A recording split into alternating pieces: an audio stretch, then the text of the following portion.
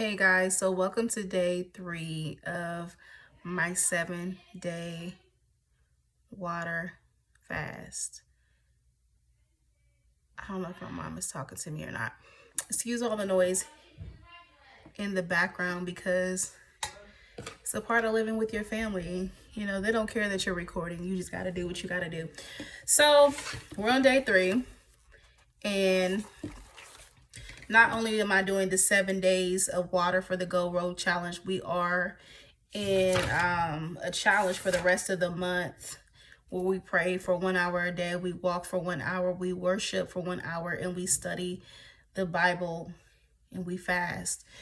So we are truly trying to lock in for the last 12 days of May. And it wasn't something you had to sign up for, it wasn't something you had to do anything but lock in. And I know many people were saying that I don't pray that long, I don't walk that long. And I'm like, this is just a challenge I felt led to put out here because people were dealing with the spirit of fear. And what do you do to respond to the spirit of fear? You use what's in your tool belt, your weapons of our warfare, which are not carnal but mighty through battles to the pulling down of stronghold. So that includes praying, that includes taking care of our temple and our physical body, that includes walking and studying the I think the very simplistic things, and I don't want to say elementary things of God, but the simplistic things that God desires for us to walk in closeness. So on day 3, today's day 3 of the water fast, and I heard the Lord this morning say expect more. I got my notes. Expect more today. And today he really dealt with me concerning my social media and my platforms. You guys, I'm gonna give you some transparency and some honesty.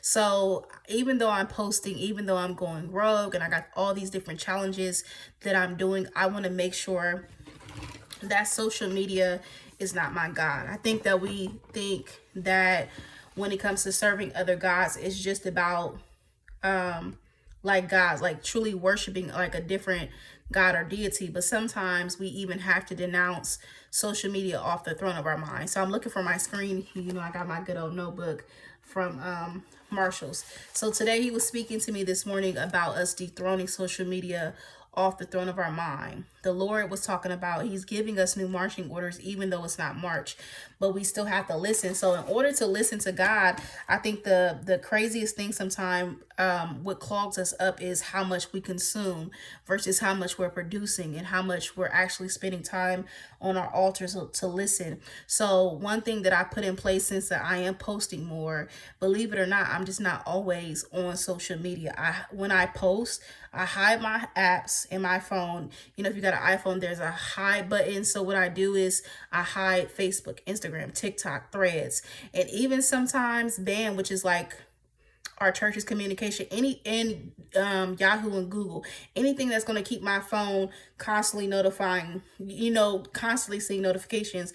Because let's be honest, when you see that you have like a couple new notifications on Facebook, even though it's your set time to pray, we're all tempted to go to our phones first, go to social media first.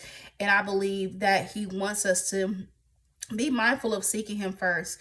So I was writing down today that, Lord, let my mornings belong to you.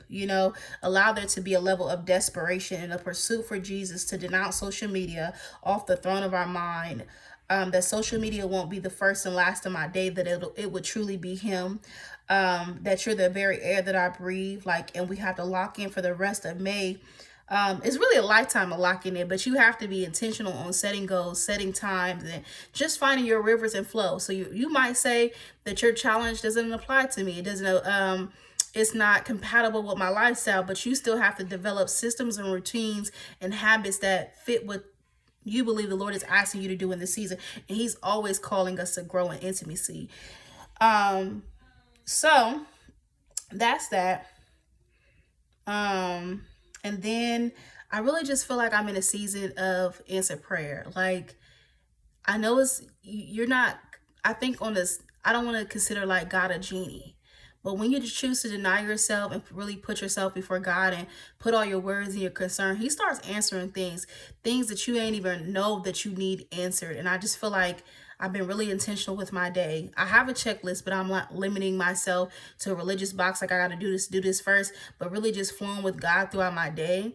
But I do have a checklist. Like I have a list on my wall, and I wish I could show you guys. It says like prayer, then it has a little box for me to check walking, studying, fasting, wash my clothes, washing my hair, just plan for different parts of my day. I'm starting to be a what I call post-it note girly, where I start writing things down that are important for me to accomplish. Like I don't want to live a life that's sloppy and just say, oh, I'll trust God to do it, but am I actually putting in the work? Because we all know that faith without works is dead, and we have to put in the work for the sake faith that we say we have. We sometimes we expect God to move when we ain't moving. So that's something that this is honestly how day 3 has been. It's been busy. It's been intentional. Then at my church tonight, we had knees on the altar where I got to pray. And the Lord just blessed me so much in doing that. I think I get nervous praying in front of people, but it's really something that the Lord, like, it's my vein. Like prayers is truly my flow. And then he also, this is like a little announcement that we're going to do a June 7-day temple care reset, and it's going to be a intensive. So in the month of June, from June on, we're going to do a 7-day temple care reset on every like second week of the month. So the second week of every month, we're going to do a 7-day temple care reset. And for this one, we're doing an intensive. So we're going to be fasting from 6 to 3 on all 7 days. And then after the 6 to 3, you can either pick one meal a day. You can do fruits and vegetables, or you can do liquids, but no sugar, no processed food. But I'm not giving people the option, or I don't believe that we should take the option of just calling like, oh, it's a Daniel fast. You can do the Daniel after you do the fast part. You can eat fruits and vegetables after you do the fast. But this is an intentional lock-in that we're already scheduling for June. And I'll put out more details to come about that. But I feel like the Lord is just ordering my steps. And I feel like the more intentional I'm being with him, praying, fasting, reading my word, making sure that he's first and foremost in my life, and dealing with the undercover like sins and patterns and habits that I don't even know. Sometimes we don't even know what's the root cause of the way that we move sometimes. So that's what I've been dealing with my heart truly before the Lord, because we think we are safe sometimes because we're not having sex, like fornicating, smoking weed, drinking, all those natural manifestations of the flesh that we all consider the big things. But what about like the manifestations of our heart, the pride, the jealousy, even the covetousness, the self-righteousness, like really looking at the man in the mirror, I'm looking for the man in the mirror. Like that's really been coming to my mind a lot. Like I want to reflect Christ. So even in fasting and praying, you stay before the Lord. You're allowing him to lead you with scripture. You're not trying to do it for self-glory or social media. I think this time I'm really being intentional and documenting. I actually got a word about documenting my journey more, and I was shying away from it because I'm like, I don't want people to think I'm trying to be seen or heard, but I'm just trying to move with the currency of God. So it's really not about what you say. It's about my obedience. That's better than any sacrifice that I can give him. So I'm just really in a season of consecration, but also visibility and influence. So this is what I'm doing. So this is day 3. Those are just some things that I've learned.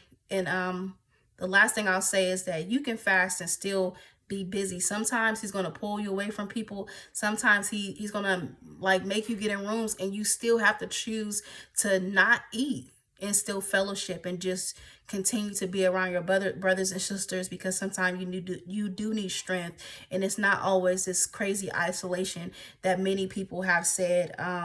I'm just pulling away because the Lord is calling me to pull away. He is, but there's also a time of fellowship that we have to take advantage of in this very hour. So he's leading us back to churches and wise counsel and just people that really can pour into our life. But we have to be sensitive to know when we need to be in rooms and when we need to pull back. So that's all that I learned for day 2. I thank you guys for tuning in. You can comment, like, subscribe, ask questions about the fasting or journey. I know some people were asking even about the 7-day temple care reset. It's free. It's no charge. I'm honestly just asking for emails this time.